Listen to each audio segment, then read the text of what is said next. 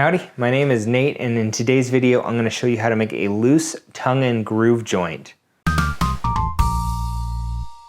To make the loose tongue and groove joint, I need my two boards that I plan on joining together, and I need a third board of wood in which to cut the tongue.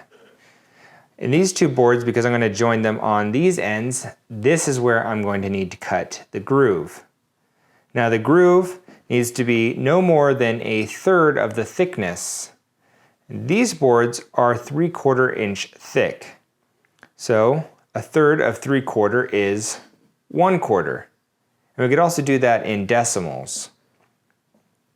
To mark that, we could use a simple combination square.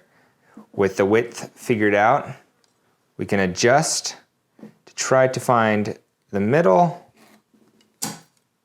And this will help us line up our saw blade in the right place. Other tools that can be helpful would be a digital caliper, a pair of dividers, and a marking knife. I've come over to the table saw with my combination square to set up the height of the blade. Now, the height of the blade is going to determine the depth of the groove. Now, we've discussed that the width of the groove is going to be about 1/4 inch. The depth of the groove should be just a little bit more than the width. So with the width of 1/4 inch, we can have a depth of 3/8. So I'm going to set my combination square to 3/8, place it on top of the blade, and then lower it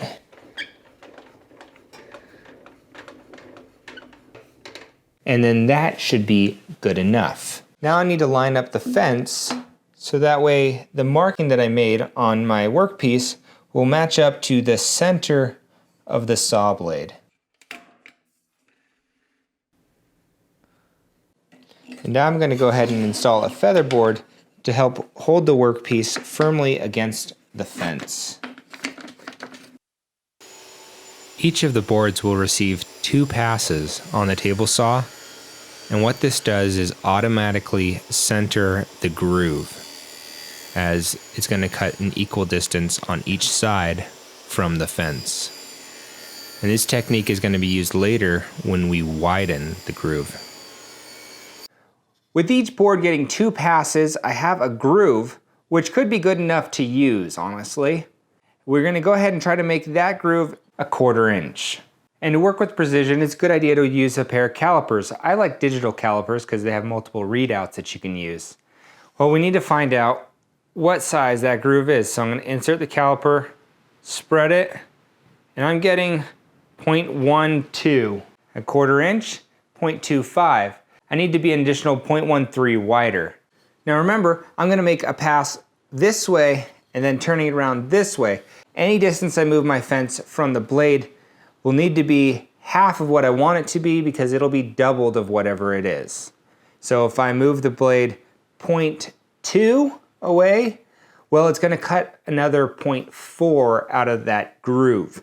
And that's because it's going to be cutting 0.2 from each side for each pass. I'm going to want to move this fence around 0.065. Now that's going to be really hard with a contractor saw, but if you have a good saw that has a better readout, you can do that. However, I have a trick for this contractor saw.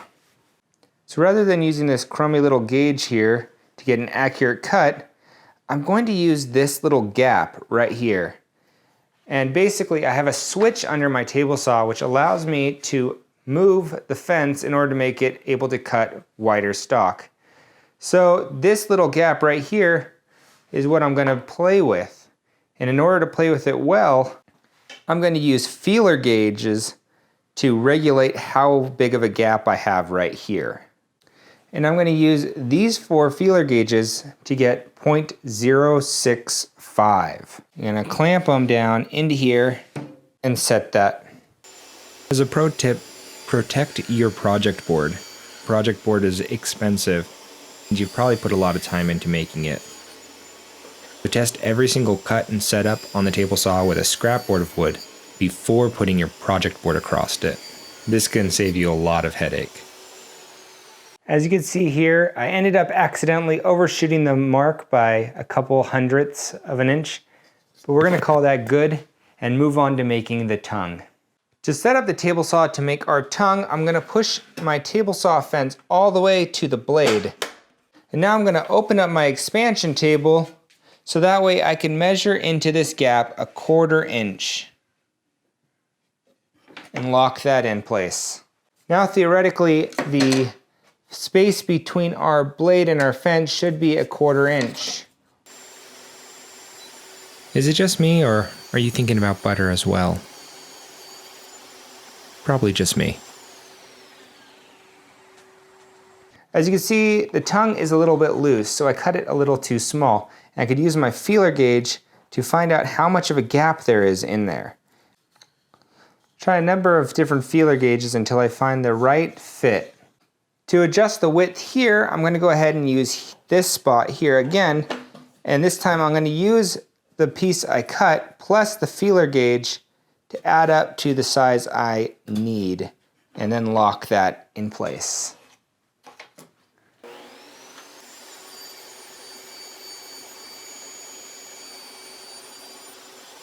Now at this point we have our tongue and our 2 grooves, and they don't quite fit together just right.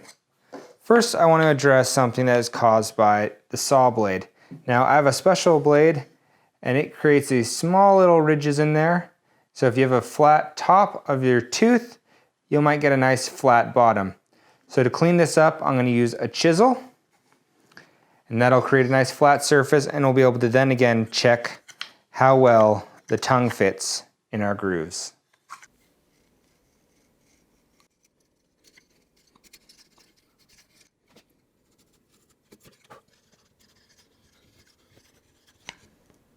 With our grooves squared at the bottom now, we'll reinsert the tongue and check for fit.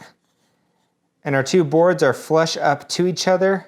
We have a tiny bit of wiggle room, which is good. You want at least a 1/16 in there to make sure that it has room for glue. Now I can glue this together like this and flush cut that end off, or I could try to cut it perfectly to length. Or a third option is you can have it recessed in there just a little bit for a nice and interesting detail. That's the one I'm going to go with. The glue up is as simple as glue ups come. Use whatever glue you feel comfortable with and apply it to all mating surfaces, to the tongue and the groove. Clamp your boards together and consider using a pair of parallel clamps to keep the boards from bowing. My parallel clamps are made from 1x2s that have been wrapped in packing tape.